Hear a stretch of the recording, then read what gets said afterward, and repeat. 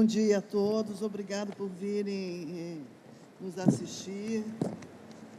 Como vocês ouviram agora, eu sou Maria Lúcia Rodrigues, sou professora da Universidade Federal de Mato Grosso, professora e pesquisadora, tenho alguns livros escritos, livros científicos, não faço literatura, até que gostaria, mas não faço literatura. E nos últimos anos eu tenho feito uma pesquisa sobre meu pai, tentando tratá-lo como um objeto de pesquisa e não com a relação afetiva que a gente tem com um pai que se ama muito, né? Que é o meu caso, eu gosto demais da conta do meu pai e tenho o maior orgulho dele. Mas fiz a pesquisa do personagem. E eu tinha duas perguntas que nortearam tudo que eu li toda a obra dele novamente, li na Biblioteca Nacional, os jornais que meu avô tinha no Rio de Janeiro, ele teve um jornal chamado Amanhã e depois Crítica. Enfim, pude aproveitar parte desse material no Ocupação Nelson Rodrigues, e as perguntas que me nortearam foram as seguintes: o que aconteceu para ele ser o gênio que ele foi? Quais os fatores que fizeram dele um gênio?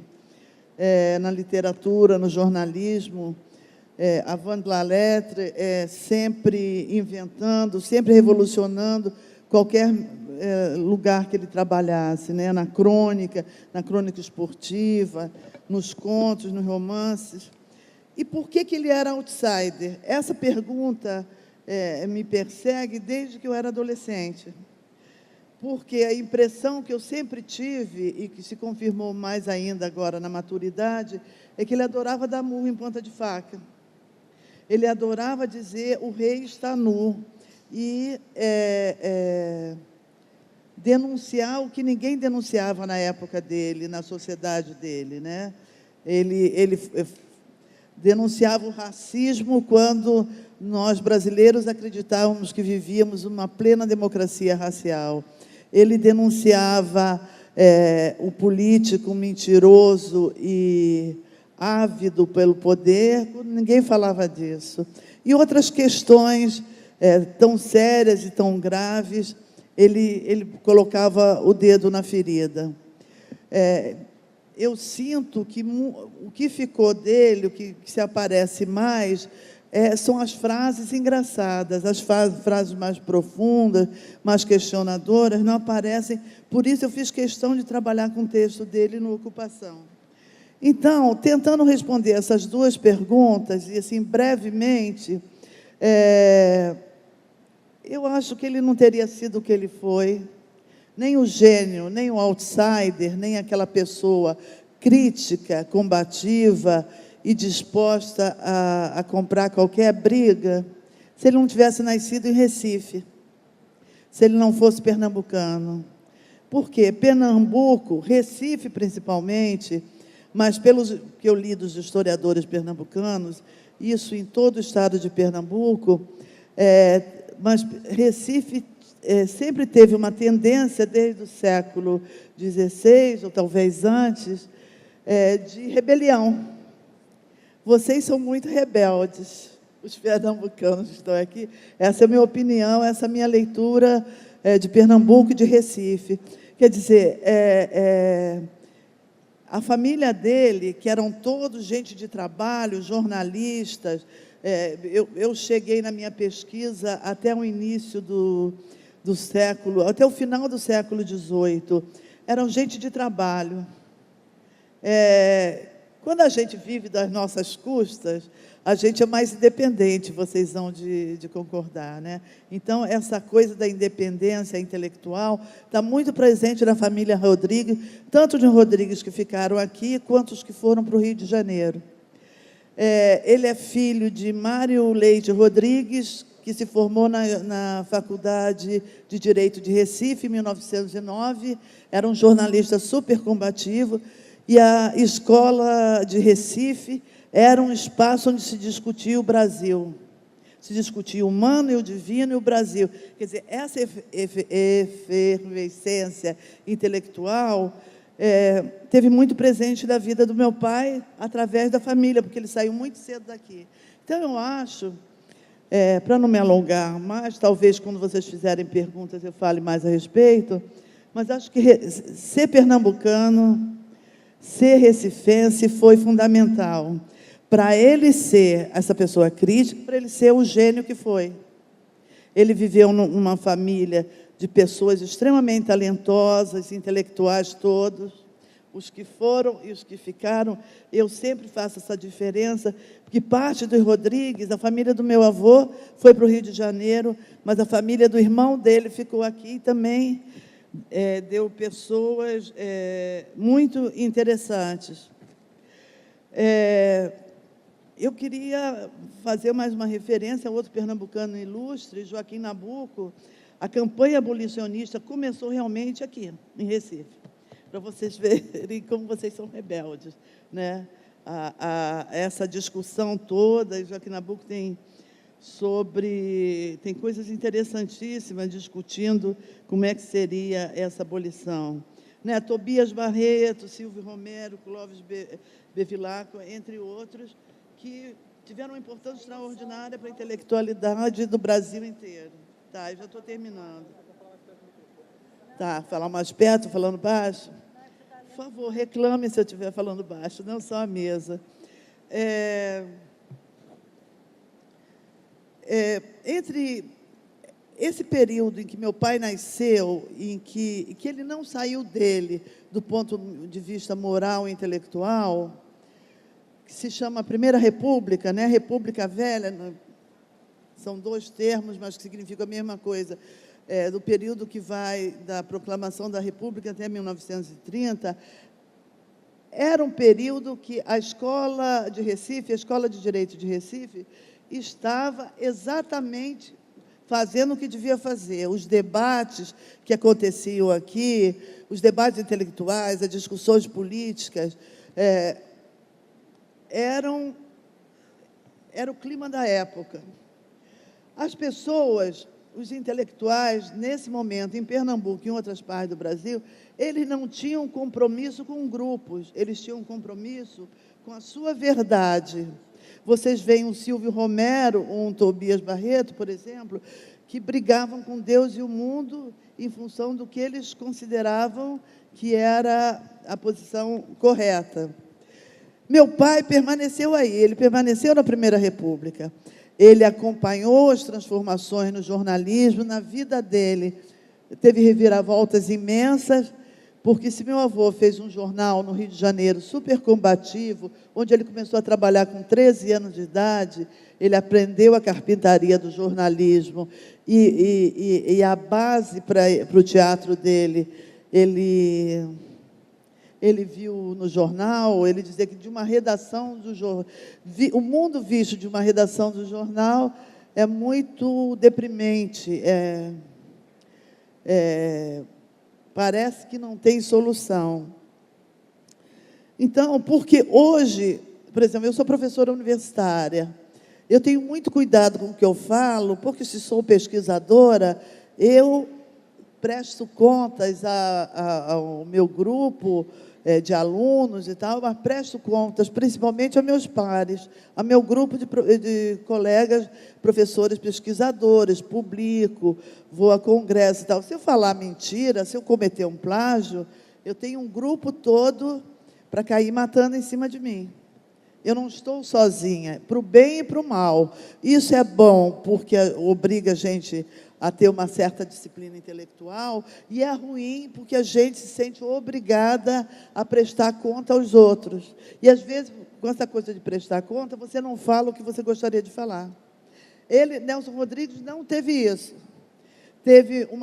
Viveu a vida inteira numa família de jornalistas, e que todos o aceitavam do jeito, a maioria pernambucana, o aceitavam do jeito que ele era, né? Então, uma palavra mais moderna, que ele não era intelectual orgânico, ele não era vinculado a grupos, a facções, a partidos, nem pretendia formar partido, corte, seguidores, ele queria ser fiel a ele mesmo.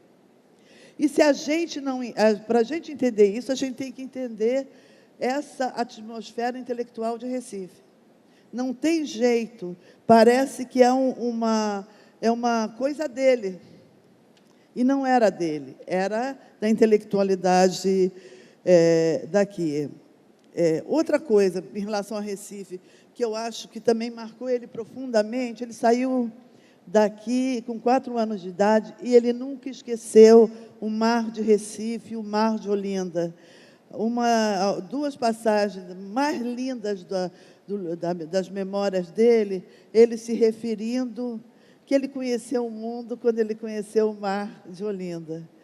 Então, e por isso, a família, mesmo passando fome, morava em frente ao mar, porque o mar de Copacabana lembrava vagamente o mar de Recife.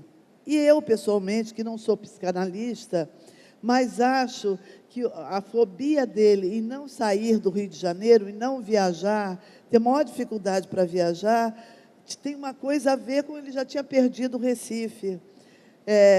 Sair viajando, ele ia perder o Rio de Janeiro também. Acho que passava alguma coisa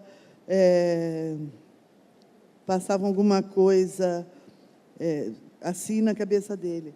Então, isso faz, essa tradição familiar e regional, faz com que para ele seja impossível, sim, tradição regional, familiar e intelectual, né?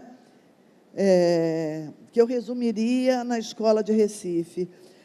Faz que seja impossível para ele ser diferente. Ser impossível que ele não desse murro em ponta de faca, que ele se calasse perante as mazelas do mundo, tais como ele as via, né? Meu avô morreu em 1930, vocês devem saber que morreu depois do assassinato de meu tio, que era realmente um gênio da pintura, amigo do Portinari, enfim, um desenhista, um pintor maravilhoso. Depois eles vivem uma vida duríssima, passam fome, uma fome terrível durante 5 anos. Ele fica tuberculoso, um irmão morre de tuberculose, e ele só consegue voltar a trabalhar, porque quando Mário Rodrigues morreu, o jornal foi empastelado, ninguém queria dar emprego para os filhos. Estou falando bem? Está assim, está atrapalhando? Vocês não estão ouvindo? Chego mais perto? Tá bom. É porque eu estou mais acostumada a falar com o microfone solto. Então, mesmo assim, ele não abandona a honestidade intelectual, a independência intelectual e a disposição para dizer o que ele achava que devia dizer. Ele dizia que a liberdade é mais importante que o pão. Né? Ser livre, dizer o que ele pensava. Um dia pediram... É uma entrevista que ele deu ao MIS, ao Museu de Imagem e Som do Rio de Janeiro. Perguntaram para ele o que era ser reacionário. Ser reacionário é dizer o que eu penso, sem me preocupar se as pessoas vão gostar ou não. Ele pagou um preço muito alto, porque como ele não tinha panelinha, ele tinha o respeito e admiração de muita gente, mas ele não tergiversava, ele não baixava a cabeça. Ele sofreu demais da conta, como vocês sabem, foi muito censurado, foi muito perseguido, inventaram muita coisa. Ele dizia, minhas peças raramente têm um palavrão, o público que vê o palavrão e sai no jornal no dia seguinte dizendo, Nelson Rodrigues botou 500 palavrões na peça dele, né? Ele se confessava um moralista, perguntado o que ele preferia, ser lembrado como um moralista ou como um pornógrafo. Ele dizia, é claro que eu prefiro ser lembrado como moralista, eu acho que eu sou muito moralista. Então, eu não vou me estender mais, tem mais 2 pessoas para falar, mas vocês quiserem perguntar, como a pesquisa foi grande, eu posso me estender, dar mais informações a respeito. E uma coisa que eu noto como intelectual, não como filha me dói muito, mas como intelectual, esse desassombro dele, essa coragem, terminou matando ele muito cedo. Ele morreu com 68 anos, e, na minha opinião, ele morreu de desgosto. Ele morreu porque ele estava cansado de ver... dá para escrever um livro dos insultos, das agressões, do deboche mesmo, né? Um sujeito brilhante que dizia, eu sou só. É como se ele dissesse, eu não tenho companheiro para discutir, não tenho ninguém como eu para debater intelectualmente. É isso, muito obrigada. Eu organizei para o centenário do meu pai esse livro Nelson Rodrigues por ele mesmo, que são, o site nelsonrodrigues.com.br é meu, eu patrocino pesquisa sobre o meu pai há 12 anos, o site, enfim, as entrevistas e tal, e aí existiam muitos depoimentos e entrevistas no ar, na internet, e eu fico impressionada como é que ninguém teve a ideia de pegar esses depoimentos, essas entrevistas, e juntá-los, porque eles estiveram lá o tempo todo. E me incomoda muito como as pessoas propagam versões sobre o Nelson Rodrigues. Quer dizer, me incomoda mais ou menos. Eu trouxe até aqui, nessa bolsinha, uma conferência que eu fiz aqui na Universidade Federal de Pernambuco, em 1996, onde eu discuti a questão do ilusão do real. Quer dizer, eu digo que me incomoda mais ou menos, porque eu acho que as pessoas têm o direito de criar quantos... Não é bem o direito, as pessoas vão criar na cabeça delas quantos Nelson Rodrigues forem os leitores de Nelson Rodrigues. Então, tem gente que acha, Nelson Rodrigues foi um boêmio, e que não corresponde ao que ele foi. Então, eu tenho um Nelson Rodrigues para mim, o autor e meu pai, etc. Então, isso faz parte mesmo, né? Mas eu queria dar ao público a oportunidade do que o Nelson Rodrigues falava.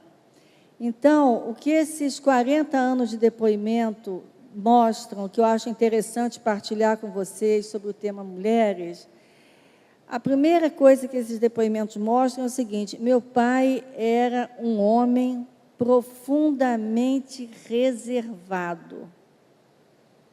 O meu pai, que era um mulherengo, eu sou testemunha que meu pai era um mulherengo, gostava muito de mulher, se apaixonava, e as mulheres paqueravam ele, e ele paquerava as mulheres. E eu, adolescente, via isso na redação do jornal e tal, eu via aquele movimento em torno do meu pai, e via também o movimento dele, os olhares e tal.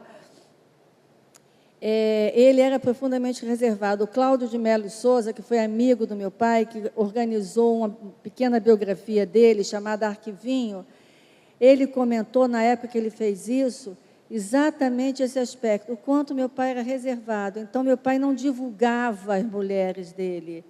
Ele era um mulherengo, mas ele não era um canalha. Então, o meu pai... E nem era um homem indiscreto. Ele não era um canalha e não era um homem indiscreto. Ele não era um homem de se gabar das suas conquistas e tal. Isso fica muito claro aqui. Por quê? Porque ele fala da família muito pontualmente. Ele fala... cita um filho num depoimento importante, que é de 1978, que é o Nelsinho, né, que estava preso. e cita num contexto de discutir a tortura, que ele era contra, mas ele era muito reservado. E eu queria falar das mulheres da vida real, de Nelson Rodrigues, lendo para vocês um pequeno trecho que abre essa autobiografia póstuma, Nelson Rodrigues, por ele mesmo, que ele conta assim: eu tinha 4 anos quando saí do Recife. Meu pai estava na miséria e resolveu vir arranjar emprego no Rio. Veio sozinho, dizendo à minha mãe que a chamaria logo que conseguisse emprego. Sua intenção era ir para o Correio da Manhã. Mas o tempo passava e ele não arranjava o emprego. Minha mãe se impacientou, vendeu todas as joias, era uma granfina de Pernambuco, e veio de navio com os filhos. Ela telegrafou a meu pai: vou com as crianças. Então, essa é uma mulher de Nelson Rodrigues importante. Quer dizer, uma mulher capaz de largar tudo que era dela, né? Capaz de sair da nação Pernambuco, como eu gosto de me referir aqui ao Estado, e pegar os filhos numa época de guerra, né? O marido desempregado, os filhos todos, ela, os filhos, o marido, vivia de favor na casa do Olegário Mariano, no Rio, até meu pai arranjar um emprego. Quer dizer, até meu avô arranjar um emprego. Então, essa mulher, que foi a mulher que depois que o filho, Roberto, foi assassinado, depois que o marido morreu, enfim, logo em seguida, depois que um outro filho morreu de tuberculose, depois que o meu pai teve 5 vezes tuberculose, ele conta aqui o período de fome da família, essa mulher manteve a família unida, manteve os filhos unidos em torno da herança. Então, essa é uma mulher da vida real que eu gostaria de destacar. Uma outra mulher que eu gostaria, mulheres aí, mas vou puxar um nome para homenagear todas, as irmãs do meu pai, especialmente tia Estela, que era a mais velha das irmãs, né? E foi uma mulher também em torno da qual a família se manteve unida. E foi uma mulher que nos apoiou muito, né? A nós, que somos de uma família paralela, né? A família oficial. Ela nos apoiou muito, eu convivi muito com a tia Estela, e uma coisa que me impressionava na tia Estela, que era uma mulher muito doce, muito dedicada a meu pai, ela era médica, meu pai foi muito doente, né, 5 vezes tuberculoso, antes da invenção da penicilina.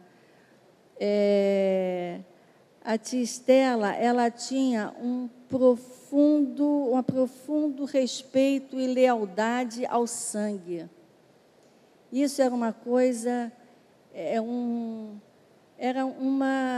não era condescendência, não, mas era assim: é do meu sangue, tem meu apoio. É do meu sangue, é da minha família, é um Rodrigues, então tem meu apoio. Isso explica, que eu descobri isso com a minha irmã Maria Lúcia durante a pesquisa dela, isso explica como eles apoiaram o meu pai, que o meu pai era apedrejado em praça pública, assim, moralmente, eu digo, né, censuradíssimo e tal, e sempre contava com as irmãs. Ele conta aqui que, em vestido de noiva, as irmãs levaram ele ele foi para o camarote das irmãs, 1 palma no primeiro ato, 2 no segundo, e quando começaram a gritar o autor, as irmãs pegaram ele do fundo do camarote e levaram na beira do camarote, e ele dizendo que as pessoas continuavam gritando o autor, olhando para ele com o maior desprezo. Quer dizer, ele era uma pessoa muito sensível e muito frágil, de certa forma. E as irmãs tinham, assim, uma paixão, eles eram irmãos muito unidos, né? Então, essa também é uma mulher de Nelson. E eu gostaria, em terceiro lugar, de partilhar rapidamente com vocês um pouco uma outra mulher de Nelson Rodrigues, que foi minha mãe, Yolanda Camejo dos Santos. O meu pai, em 46, criou uma personagem chamada Susana Flegg. E eu não sei se vocês tiveram a oportunidade já de ler a autobiografia da Susana Flegg. Meu pai criou uma autobiografia. Ele escrevia, era um heterônimo dele, ele escrevia como Susana Flegg e criou essa personagem. Relendo a autobiografia de Susana Flegg, Minha Vida, que começa quando ela tinha 15 anos, eu vejo ali a minha mãe intensa, apaixonada, vulnerável, sob certa forma, mas muito forte em outra. Meu pai conheceu minha mãe quando ele tinha 40 anos e ela 20. E ele diz, num dos depoimentos, eu fui um péssimo adolescente e só despertei para a vida aos 40 anos, quando consegui realizar os meus amores. Então, a minha mãe foi muito apaixonada pelo meu pai, teve 3 filhos com ele. A coisa que ele mais queria era ter uma filha. Nasceu a Maria Lúcia, que é parecidíssima com a tia Dulce. Depois eu, então ele pediu uma, teve 2, né, com 2 anos de diferença. E, finalmente, meu irmão Paulo César. Ele dizia para minha mãe que o sonho dele era ser amado como personagem do Stefan Zweig, no livro A Carta a um Escritor, que é uma paixão absoluta, incondicional e tal. A minha mãe contou essa história para mim, eu fui reler, aliás, não tinha lido uma novela, procurei o livro, li e tal, e vi aquele amor incondicional e tal. Eu devo ser meio retardada, talvez me falte uma certa percepção, porque só quando eu juntei esses depoimentos todos e transformei numa narrativa em primeira pessoa, é que eu descobri que esse amor incondicional, que o meu pai era o sonho da vida dele, ser amado incondicionalmente, era o mesmo amor que a avó Esther tinha pelo pai dele, né? Quer dizer, era um modelo de amor. O amor incondicional que faz uma mulher largar tudo, sacrificar tudo pelo amor ao homem. A minha mãe amou meu pai assim. É verdade que ela, em 57, quando ele escreveu Perdoa-me por me traíres, ela deixou meu pai, porque ela se convenceu que ele não teria forças, coragem e tal, para romper com o casamento dele, mas ela cumpriu o que ele queria, que foi nos criar como filhos de Nelson Rodrigues. Então, nós sempre usamos o sobrenome Rodrigues, nós trabalhamos com meu pai na imprensa, em vida dele, com o sobrenome Rodrigues, e por isso nossas tias nos apoiaram, que sempre souberam disso, nos apoiaram. E por isso que meu pai, enfim, nos sustentou e esteve com a gente e nos ensinou, ensinou a ser correta, a trabalhar, a ter essa coisa, eu digo que essa coisa obsessiva virginiana. Então, essa é uma terceira mulher de Nelson Rodrigues, que eu acho que está dentro dessa coisa do amor incondicional e tal. E, em quarto lugar, não sei se eu vou na ordem certa, estou terminando aqui, que são as filhas, né? Nós somos filhas de Nelson Rodrigues porque minha mãe quis. Eu uma vez falei para um detrator, eu falei isso, que a Odisseia de Homero tem um canto que começa assim: eu sou Telêmaco, filho de Ulisses, segundo minha mãe Penélope.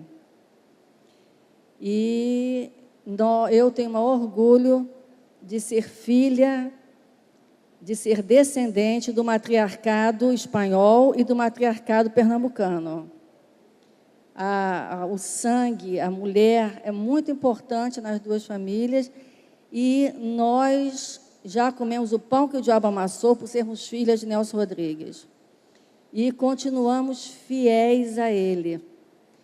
E eu encerro a minha fala dizendo o seguinte: por que que esse homem que expôs, pela coragem dele de dizer o que pensava e pela coragem dele de amar várias mulheres, por que que esse homem tem mulheres tão fiéis como nós, como minha tia Estela, como minha mãe foi, mulheres tão fiéis como a minha avó foi ao avô Mário e aos filhos e tal? Eu acho que é porque ele era brilhante, do meu ponto de vista, posso falar por mim. Eu sou fiel a Nelson, eu sou uma mulher de Nelson, e eu sou fiel porque ele era brilhante, e porque ele era intenso, e porque ele era íntegro, e porque ele era frágil. E se nós, mulheres, não apoiarmos um homem desse, se a gente não tivesse apoiado, esse homem não teria sobrevivido. Então, Nelson Rodrigues deve muito às mulheres que ele teve. Obrigada.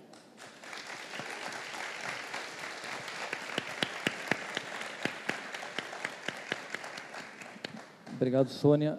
Depois desse depoimento da vida do Nelson e da importância que as mulheres tiveram na sua vida, eu queria pedir para a Adriana Armoni, que é uma estudiosa da obra do Nelson Rodrigues, tem um romance, A Fome de Nelson, que trata exatamente de um período da primeira internação do Nelson no sanatorinho para tratar a tuberculose. Eu queria te perguntar, Adriana, e queria que você falasse um pouco sobre isso, sobre que tipo... Nelson é conhecido pelos vários personagens femininos que criou seja no teatro, seja nos romances ou nas crônicas e contos. Que tipo de mulher você consegue enxergar dentro dessa vasta obra do Nelson Rodrigues? Bom, bom dia. Primeiro, eu queria agradecer a oportunidade de estar aqui na Fliporto novamente. Eu estive aqui em 2010 e, como sempre, muito bem acolhida. Então, agora vamos sair um pouco do plano real para o plano ficcional, para a vida imaginativa, né? Que muitas vezes é mais real do que a própria realidade. Eu queria só começar dizendo que eu também me sinto uma mulher de Nelson e começar contando um pouco a minha relação conturbada com Nelson Rodrigues. Na minha adolescência, eu lia muitos autores, especialmente Dostoiévski, e não gostava de Nelson Rodrigues. Nelson Rodrigues que eu conhecia era aquele Nelson tarado, aquele Nelson que dizia nem toda mulher gosta de apanhar, só as normais. Enfim, eu tinha uma rejeição a Nelson Rodrigues, sem nem mesmo tê-lo lido de fato, né? E é interessante que até hoje as leituras de Nelson sublinham esse lado da mulher rodriguiana, né? A mulher que trai. Eu até na fala de vocês estava lembrando daquela frase célebre, né? Amar é ser fiel a quem nos trai. E Nelson também foi fiel a essas mulheres que traem, né? E por que traem? Ele dizia também que nada é mais triste do que a fidelidade por obrigação, né? Então, a gente tem que lembrar que ele escreveu numa época essa que parece ter acabado, mas que não acabou. É uma época de convenções sociais que ditavam um determinado tipo de comportamento, e isso era absolutamente avesso à personalidade libertária de Nelson Rodrigues, tá? Até ouvindo aqui, eu estava lembrando, né, da ótima mesa, né, sobre Nelson Rodrigues e o cinema foi um dos veículos também dessa imagem de Nelson que só mostrou um dos pesos da balança, né? Ou seja, aquele Nelson transgressor, o Nelson que apontava os podres, e não o Nelson romântico também, o Nelson que almejava a pureza, né? O Nelson que acreditava no verdadeiro amor, que todo amor é eterno e se acaba, não era amor. Quando a gente fala, por exemplo, da peça Bonitinha, mas Ordinária, a gente pensa só num lado do título. Qual é o título da peça? Bonitinha, mas ordinária. Otto Lara Rodrigues, Otto Lara Rezende, ou Bonitinha, mas ordinária. E, na verdade, a gente só ressalta a Maria Cecília, que é a bonitinha mais ordinária, quando, na verdade, o verdadeiro personagem é a frase: o mineiro só é solidário no câncer. E a tortura que o Edgar sofre sobre se deve aceitar o suborno e se casar por dinheiro, ou se deve optar pelo verdadeiro amor. Claro que isso foi um golpe que o Nelson Rodrigues deu, porque ele sabia que precisava vender, que precisava atrair o público. E nada melhor do que um nome como Bonitinha mais ordinária. Mas, na verdade, a verdadeira história de amor é entre Edgar e Ritinha, que se prostitui para salvar a família. Então, a gente tem que lembrar disso. E eu comecei a gostar do Nelson Rodrigues quando eu percebi que Nelson não era só esse Nelson divulgado. Ele era também o Nelson que almejava a pureza. Também não era só esse Nelson, né? O Nelson é o paradoxo. É justamente a duplicidade do ser humano que tem seus abismos, e tem seus abismos para o baixo e para o alto, né? Que almeja o sublime. Então, eu descobri tardiamente, já aos 30 anos, que ele era um grande apaixonado por Dostoiévski, que aos 18 anos lia Crime e Castigo e se identificava com Raskolnikov, que uma das grandes mulheres da vida dele foi a Sônia, que é a personagem, né, a quem Raskolnikov confessa o seu crime e através da qual ele se redime, né, não é à toa que ele adorava esse nome. E aí, a partir daí, eu começo a ler e a me apaixonar, de fato, pelo Nelson Rodrigues. Eu escrevi minha tese sobre Nelson Rodrigues, chamada justamente Nelson Rodrigues, leitor de Dostoiévski, e quando eu terminei a tese, ficou aquele vazio, né? Me senti órfã de Nelson Rodrigues. E aí eu pensei em publicar a tese. E, na época, né, o meu ex-marido falou, olha, ele é jornalista, e disse assim, ninguém vai ler sua tese, por que você não faz um romance? Eu já escrevia. E aí eu me entusiasmei, comecei a imaginar Nelson Rodrigues andando pelas ruas e jovem, tuberculoso, né? Jovem por quê? Porque era a época da formação, né? A Fome de Nelson, que é o meu primeiro romance, é um romance de formação, que mostra como Nelson Rodrigues, ou pelo menos na minha visão, como Nelson Rodrigues veio a se tornar Nelson Rodrigues. E essa formação passou por Dostoiévski, né? Então, eu imaginei ele aos 18 anos, num momento fundamental da vida dele e da família, que foi justamente o ano de 30, né, em que ele, com 18 anos, perde o irmão assassinado, né, em circunstâncias trágicas e romanescas, né, parece realmente, poderia constar em qualquer crônica, em qualquer tragédia, ele é assassinado no lugar do pai, né, por uma mulher também, ironicamente, tragicomicamente, chamada Silvia Serafim, é um anjo da morte, né, ela vai e mata o Roberto Rodrigues, porque não encontra Mário Rodrigues na redação da crítica, né? Essa mulher tinha sido, numa matéria desonrada, digamos, né? Ela se diz que ela traiu o marido quando vai fazer uma operação de varizes, também nada tão rodriguiano, e aí ela vai se vingar, legítima defesa da honra, e mata, como não encontra Mário Rodrigues, mata Roberto Rodrigues. Pouco depois, o Mário morre, né, dizendo, essa bala era para mim, essa bala era para mim, e coincide com a Revolução de 30, o jornal é empastelado e a família toda passa fome, como a Sônia estava falando, né? E aí, nesse período, ele fica tuberculoso. Então, eu pego justamente esse momento crítico da fome, mas a minha fome de Nelson não é só a fome real, né? É a fome também de imaginação.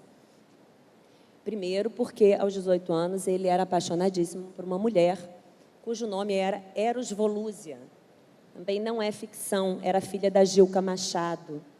E, então ele se apaixona por essa dançarina à frente do seu tempo, né? Fica absolutamente encantado e se declara a ela. E aí eu parto desse fato ficcional, desse fato real, para construir a minha ficção. Ele Tem um momento que ele vai no sobrado, onde ela, isso é real, né, mas no sobrado do centro da cidade, se declara a ela. Gilca está penteando os longos cabelos da Eros. Eu não sei se ela tinha longos cabelos, mas eu queria imitar um pouco o penteado a cena, o penteado do Dom Casmurro, né, em que ele queria pentear pelos séculos dos séculos aqueles longos cabelos, e ele se declara.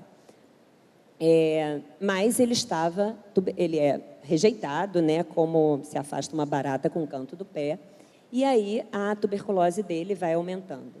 Vocês me desculpem que eu já não sei mais se eu estou falando o que aconteceu ou o que não aconteceu, porque eu condensei alguns fatos reais e, a partir daí, eu vou, né, para a ficção.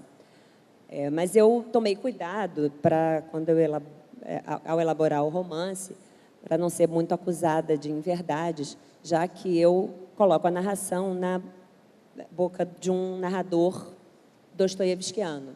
Quer dizer, seria um homem que teria convivido com o Nelson Rodrigues na época que ele foi internado no sanatório de Campos de Jordão.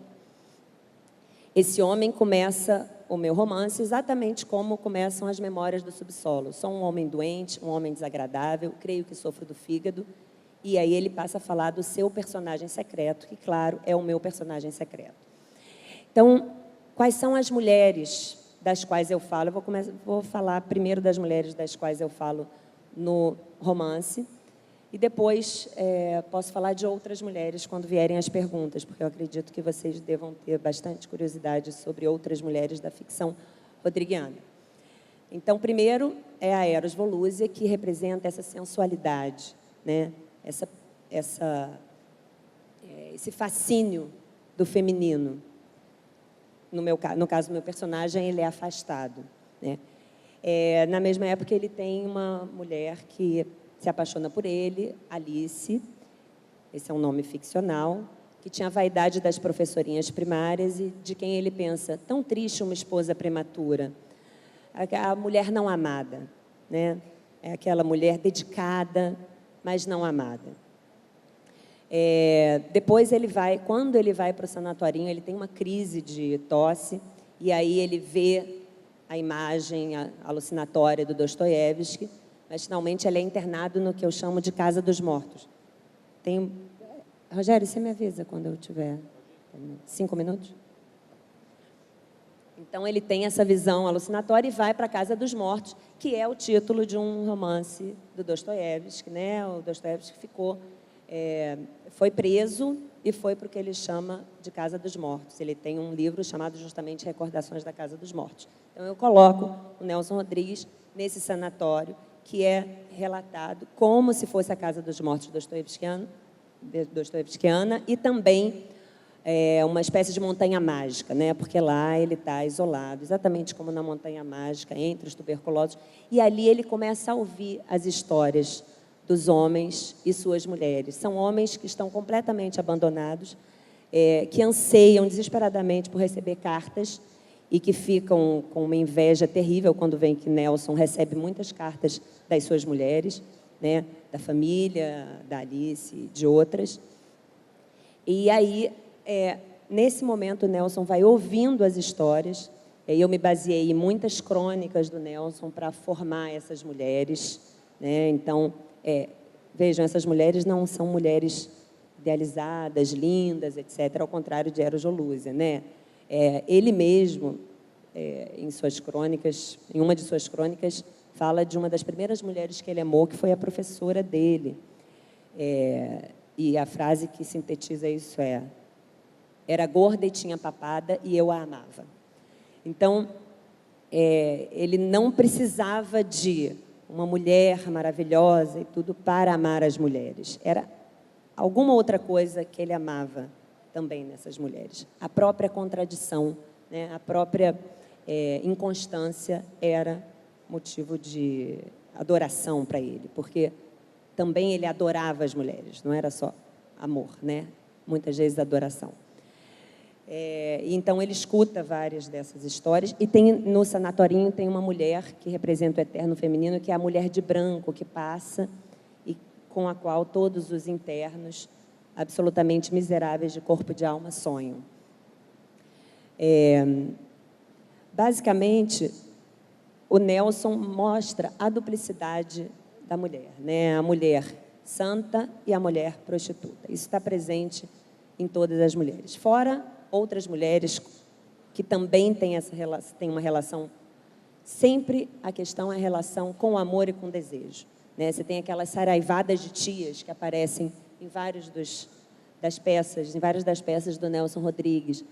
As mulheres com murrinha, as mulheres que não levam a efeito seu desejo, não cumprem seu desejo. As mulheres que não têm realizado a sua sensualidade acabam como aquela saraivada de tia cheirando a murrinha. E a mulher santa, que ele às vezes encarna numa santa de fato, e a prostituta, mas o que acontece no Nelson é que frequentemente essas mulheres, e facilmente, uma se transforma em outra. Então, por exemplo, a Silene dos Sete Gatinhos, né, que era a filha mais nova, mais pura, em nome da qual todas as irmãs fazem de tudo, se prostituem para garantir um casamento puro, etc., se revela absolutamente cruel, capaz de matar uma gata prenha a pauladas, né? O peso da pureza, né, é terrível, é esmagador nesse sentido. E também as mulheres mais sensualizadas, mais prostituídas, mais degradadas, são capazes dos atos mais sublimes, né, dos sentimentos mais puros, mais idealizados. Então, a mulher do Nelson não é uma nem a outra, são as duas. E é isso que ele amava nas mulheres. Obrigada.